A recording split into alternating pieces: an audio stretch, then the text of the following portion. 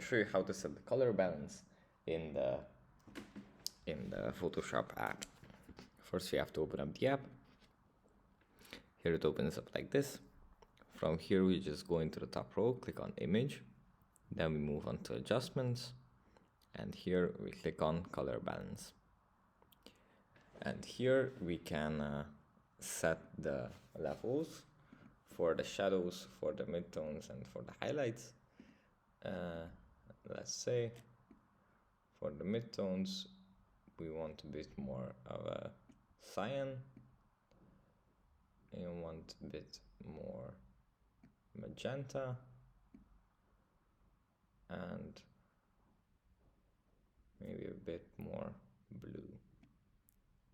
And then we can do the same thing for the highlights as well.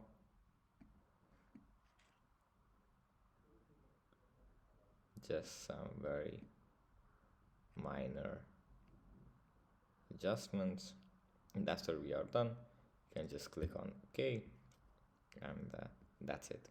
Thanks for watching, and I'll see you in the next one.